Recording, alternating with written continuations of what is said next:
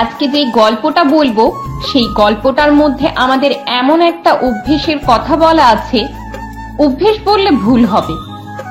এই গল্পে আমাদের এমন একটা চারিত্রিক বৈশিষ্ট্যের কথা বলা আছে যেটা আমাদের মধ্যে যদি থাকে তাহলে আজই আমাদের খুব শীঘ্রই সেটা ত্যাগ করা উচিত। আমাদের মধ্যে থাকা এই একটা দোষ আমাদের জীবন সম্পূর্ণ নষ্ট করে দেওয়ার জন্য যথেষ্ট। অনেকদিন আগের কথা, এক রাজ্যে এক রাজা থাকতেন, যার পরিবার বংশ পরম্পরায় সেই রাজ্যের সিংহাসনভার সামলে আসছিলেন। মানে সেই রাজা, তার আগে তার বাবা, তার আগে তার বাবা, এইভাবে প্রত্যেকেই সেই রাজ্যের রাজা ছিলেন। সেই রাজার কাছে বিপুল পরিমাণে ধন সম্পত্তি ছিল, বড় রাজমহল, প্রচুর পরিমাণে স্বর্ণমুদ্রা এবং অন্যান্য অলংকার ইত্যাদি। রাজার কাছে এত পরিমাণ সম্পত্তি ছিল যা দিয়ে রাজার পরবর্তী কয়েক প্রজন্ম বসে খেতে পারবে। এইসব কারণের জন্য রাজার প্রচুর পরিমাণে অহংকার ছিল। তার অহংকারের মাত্রা এতই বেড়ে গেছিল যে তিনি শুধু নিজের স্বার্থের কথাই ভাবতেন, না তো তার পরিবারের কারোর সাথে ভালো সম্পর্ক ছিল আর না তো রাজ্যের অন্য কারোর সাথে। এমনকি অন্যান্য আশেপাশের রাজাদের সাথেও তার সম্পর্ক খুব একটা ভালো ছিল না। তার এই অহংকারের জন্য তাকে রাজ্যের কেউ খুব একটা ভালো চোখে দেখতেন না। তিনি সারাক্ষণ নিজেকে বড় করতেন আর অন্যদেরকে ছোট করতেন। তিনি এতটাই ব্যস্ত থাকতেন যে রাজ্যে থাকা কোনো প্রজার কোনো সমস্যা হচ্ছে কিনা তা তার চোখেই পড়তো না। কোনো প্রজা তার কোনো সমস্যা নিয়ে রাজার কাছে গেলে বেশিরভাগ সময় রাজা তাদের সাথে দেখাই করতো না, আর দেখা করলেও তাদের কোনো সাহায্য করতো না। এই জন্য প্রজারা সামনে তো ভয়ের কারণে রাজাকে সম্মান করত, কিন্তু পেছনে তারা কেউই রাজাকে খুব একটা পছন্দ করত না।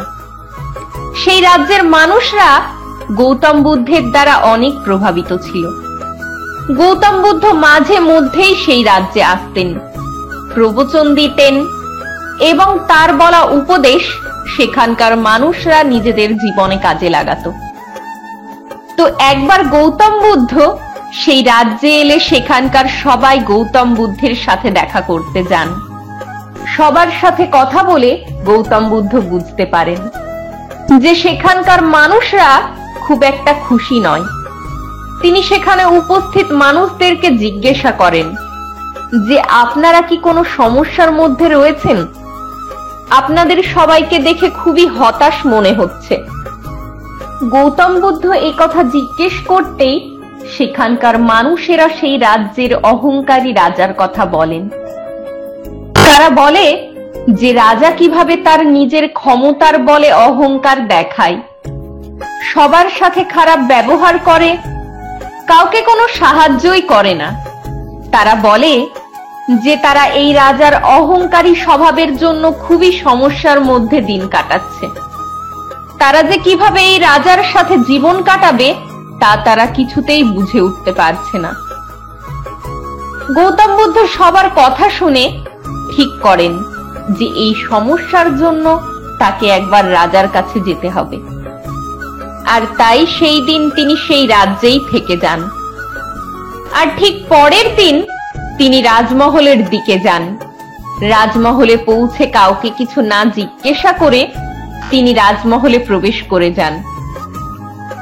এই দেখে রাজমহলের পাহারাদারেরা বৌদ্ধ সন্ন্যাসীকে আটকানোর চেষ্টা করেন, কিন্তু বৌদ্ধ সন্ন্যাসী কারোর কোনো কথাই শোনেন না। তিনি সোজা দরবারে পৌঁছে যান। এই কথা যখন রাজা শোনেন যে একজন সন্ন্যাসী বিনা অনুমতিতে রাজমহলে প্রবেশ করেছেন, তিনি তখন খুব রেগে যান। তখন গৌতম বুদ্ধ রাজার সামনে চলে আসেন। এই দেখে রাজা আরো রেগে যান আর ভাবতে থাকেন যে একজন সন্ন্যাসীর এত সাহস যে বিনা অনুমতিতে আমার সামনে চলে এসেছে, এনাকে শাস্তি দিতে হবে। আর এই ভেবে রাজা জোরে চেঁচিয়ে বলেন, এটা হচ্ছেটা কি? আপনি কিভাবে কারো অনুমতি ছাড়া রাজমহলের ভেতরে চলে আসলেন? গৌতম বুদ্ধ হাসতে থাকেন। এই দেখে রাজা বলেন, আপনার হাসির কারণটা কি জানতে পারি? তারপর এই উত্তরে গৌতম বুদ্ধ বলেন, রাজা মশাই, আমি কি আজকের দিনটা এই ধর্মশালায় থাকতে পারি? তো রাজার এই কথাটা একদম পছন্দ হয় না। তিনি বুদ্ধকে বলেন, এটা আমার রাজমহল, কোন দিক থেকে এটা আপনার ধর্মশালা বলে মনে হচ্ছে? এই শুনে গৌতম বুদ্ধ রাজাকে বলেন, আমি আপনাকে কিছু জিজ্ঞাসা করতে চাই, আপনি কি তার উত্তর আমাকে দেবেন? এতক্ষণে রাজা গৌতম বুদ্ধের যে পজিটিভিটি তাতে কিছুটা প্রভাবিত হয়ে গেছিল। কারণ যে রাজা কারোর কোনো কথাই শুনতো না, সে এতক্ষণ ধরে গৌতম বুদ্ধের সাথে কথা বলছিল। তখন রাজা গৌতম বুদ্ধের কথা শুনে বলেন, হ্যাঁ, জিজ্ঞাসা করুন, আপনার কি প্রশ্ন আছে? তারপর বুদ্ধ বলেন, আচ্ছা রাজা মশাই, আপনি বলুন তো, আপনার আগে এই রাজমহলটা কার ছিল? কে এই রাজমহলটি দেখাশোনা করত? তখন রাজা এই প্রশ্নের উত্তরে বলেন যে এই রাজমহলটা আমার আগে আমার বাবার ছিল, উনি এই রাজমহলটা দেখাশোনা করতেন। তারপর এই শুনে গৌতম বুদ্ধ জিজ্ঞাসা করেন যে আপনার বাবার আগে এই রাজমহলটা কার ছিল? তারপর রাজা উত্তর দেয়, আমার বাবার আগে এই রাজমহলটা ছিল আমার ঠাকুরদার, তিনি এই মহল দেখাশোনা করতেন। আর এটা শুধু আমার বাবা বা আমার ঠাকুরদার নয়, এই রাজমহল বংশ পরম্পরায় আমাদের পূর্বপুরুষদেরই ছিল, আর ভবিষ্যতেও আমার ছেলে, তার ছেলে, তার ছেলেই এই রাজমহলের অধিকারী হবে। তারপর রাজার উত্তর শুনে গৌতম বুদ্ধ আবারও হাসতে শুরু করে দেয়। বুদ্ধকে হাসতে দেখে রাজা রেগে গিয়ে বলেন যে আপনি এরকম বারবার হাসছেন কেন? আপনার হাসির কারণ কি? তখন গৌতম বুদ্ধ বলেন, আপনার কথা শুনে। রাজা বলেন, কেন? তখন গৌতম বুদ্ধ বলেন যে আপনি কিছুক্ষণ আগেই বলছিলেন না এটা নাকি আপনার মহল, এটা কোনো ধর্মশালা নয়, কিন্তু আমি যেই দৃষ্টিভঙ্গি থেকে দেখছি সেই হিসাবে এটা তো ধর্মশালাই হলো।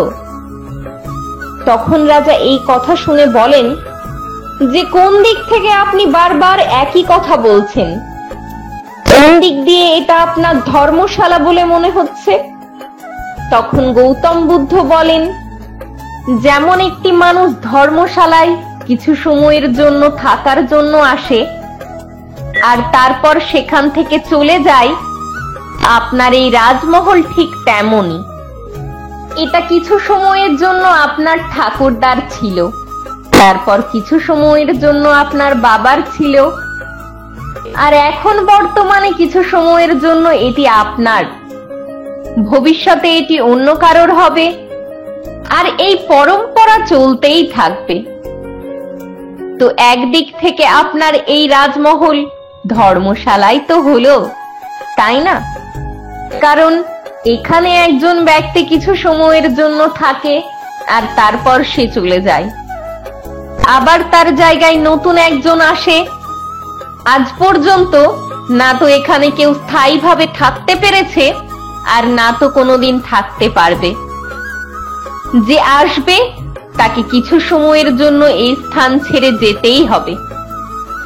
গৌতম বুদ্ধের মুখে এসব কথা শুনে রাজার মুখ থেকে একটাও শব্দ বেরোয় না। রাজা কোনো কথা বলতেই পারেন না।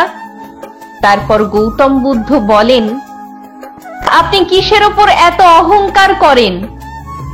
এই সবই তো কোনো কিছুই আপনার নয়। এই সব আগে অন্য কেউ দেখাশোনা করেছে, আজকে আপনি দেখাশোনা করছেন, আগামীতে আবার অন্য কেউ দেখাশোনা করবে। যেসব জিনিস আপনার সাথে থাকবেই না সেগুলো নিয়ে আপনার এত অহংকার কিসের? গৌতম বুদ্ধের মুখে এই সব কথা শুনে রাজা তার কথায় এতটাই প্রভাবিত হয়ে যায় যে তার সব অহংকার চূর্ণ হয়ে যায়। তিনি বুদ্ধের সামনে হাত জোর করে তার ব্যবহারের জন্য ক্ষমা চায়। গৌতম বুদ্ধ তখন বলেন, রাজা মশাই, অহংকার একজন মানুষের থেকে তার সবকিছু ছিনিয়ে নেয়, তার মান সম্মান, তার ভালো সম্পর্কগুলো, এমনকি তার মনের শান্তি পর্যন্ত। আর একটা সময় এমন আসে যখন অহংকারী মানুষের কাছে অহংকার ছাড়া আর কিছুই বেঁচে থাকে না। সে সম্পূর্ণ একা হয়ে যায়, বাইরে থেকে এবং ভেতর থেকেও। এই জন্য নিজেকে অহংকার থেকে যতটা দূরে রাখা যায় আমাদের ততটাই দূরে রাখা উচিত। কোনো জিনিসকে নিয়েই আমাদের মনের মধ্যে অহংকারের জন্ম হতে দেওয়া উচিত নয়। মানুষ যত মাটির সাথে জুড়ে থাকবে তত সে তার জীবনে ভালোবাসা ও সম্মান পাবে। গৌতম বুদ্ধের এই সব কথাই রাজা তার সমস্ত ভুল বুঝতে পারে। তিনি ঠিক করেন যে তিনি তার নিজের মধ্যে থাকা সব অহংকারকে ত্যাগ করে দেবেন আর রাজ্যপাঠে থাকা সব দায়িত্ব তার ছেলের হাতে দিয়ে বুদ্ধের শিষ্যত্ব গ্রহণ করবেন। তারপর রাজা এটাই করেন। ছেলেকে রাজ্যের রাজা ঘোষণা করে তিনি গৌতম বুদ্ধের শিষ্যত্ব নিয়ে তার আশ্রমে চলে যান। গৌতম বুদ্ধের এই উপদেশ শুধু রাজাকেই নয়, সেই রাজ্যে থাকা সমস্ত মানুষকে তাদের ভেতরে থাকা যে কোনো অহংকারকে দূর করতে অনেক সাহায্য করেছিল। এমনকি রাজার ছেলেও গৌতম বুদ্ধের উপদেশে প্রভাবিত হয়েছিল, আর সেও গৌতম বুদ্ধের বলা রাস্তাতেই সারা জীবন চলার চেষ্টা করেছিল। তো গৌতম বুদ্ধের এই ছোট্ট গল্পটা থেকে আমরা শিক্ষা পাই যে আমরা যদি আমাদের জীবনে কোনো সম্মানজনক পজিশনে থাকি, এমন কোনো জায়গায় থাকি যেখানে আমাদের হাতে অনেক ক্ষমতা আছে, তাহলে আমাদের উচিত সেই পজিশনের সঠিক ব্যবহার করা, সেই পজিশন নিয়ে কখনোই অহংকার না করা।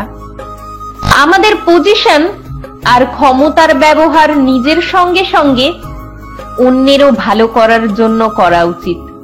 এই অহংকার বড় বড় মানুষের পতনের কারণ হয়ে দাঁড়ায়। তাই অহংকারকে নিজের মধ্যে কিছুতেই আসতে দেওয়া চলবে না।